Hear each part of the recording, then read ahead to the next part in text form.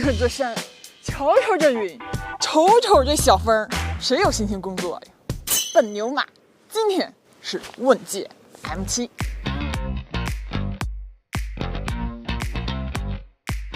前几天我们刚拍完问界 M7的静态，所以静态部分咱们就简单回顾一下，说一点我比较喜欢的。首先就是这个前脸，那之前问界的车型，说实话我有点小小的抵触，主要是什么呢？主要就是这个外观稍微有点太成熟。怎么样，会不会说话？然后现在 M7、M8、M9换了这种新的前脸，特别是 M7，你就算挡住这个名牌，又会觉得跟 M8非常的像，它整体就会显得更年轻，然后又有活力，又有点科技感在，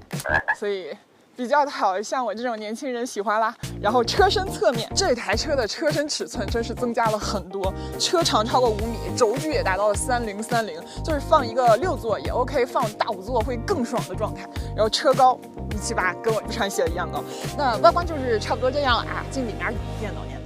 怎么样？这大5座后排是不是巨爽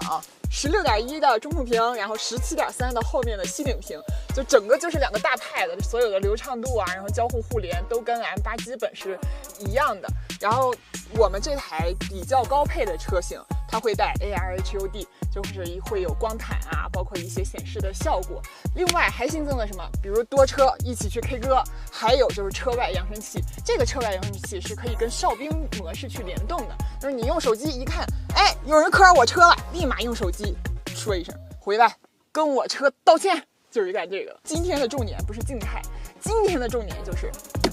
开起来。开起来了，那我们今天这一台车是增程版的车型，那 M7 增程版同样也升级到了最新一代的增程的系统，然后它有一个 1.5T 的发动机，然后一个165千瓦的前电机和227千瓦的后电机，就是这一方面是跟 M8 增程是一样的。除此之外，虽然是增程，当然它还是用了800伏的平台，并且相比上一代呢，无论是体积还是重量都有所降低。那实际开在路上呢，动力响应还是很不错的，还是像纯电车一样，它的动力输出啊都还是比较线性很绵密的，甚至说我放到运动模式下，它还是很有稍微明显一点的这种推背的感觉。那发动机接入的时候，你可能会通过这种嗡嗡的发动机的震动知道发动机接入了，但是体感上没有非常的明显。那我觉得比较重要的升级点就是在底盘方面，前双叉臂后5连杆，并且双叉臂采用的是铝合金的材质，用料方面还是非常规整的。包括我们昨天有一台车已经被升起来，然后看它的底盘，所有的做工包括平整度都还是很不错的。除此之外，我们这台车是配备了双腔的闭式空悬，然后再加上连续可变阻尼的减震器。一开始我们知道我们要开一台增程车的时候，心里还稍微有一点点抵触，因为毕竟 M8 的增程版它的悬架底盘调的实在是太软了，并不是我个人很喜欢的风格。但这台车就是 M7，相比较来说，它会更偏向于 M8 EV， 就底盘会更整一些，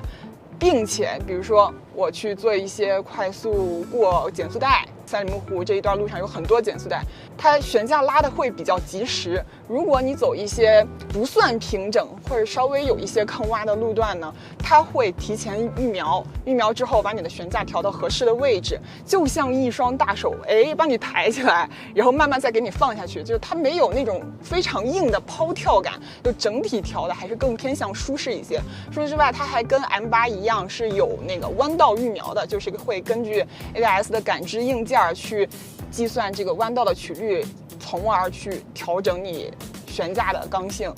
像快速过弯啊、侧倾控制的也比较到位。也许它这个调整状态并不会像很多人那么满意的状态，但是别忘了它毕竟出自华为，所以好像是101个控制器是可以进行 OTA 的。所以如果在之后的用车当中有什么觉得哪地方调的并不算很满意，我觉得都可以去及时反馈，指不定这种变化就升级到下一次的 OTA 当中呢。然后我比较喜欢就是它的车身控制，它有一个防晕车，然后包括减速，无论是你深踩油门，它的推背感或者是红绿灯口去做减速动作，它前后的车身控制都很不错，然后包括抛跳的一些动作，它做的也比较柔和，所以前后上下的这种车身控制是在我比较满意的范围之内。但是你如果走一些连续的并不平整的这种铺装路面，总感觉它横向的这种车身控制还可以再去细化一些。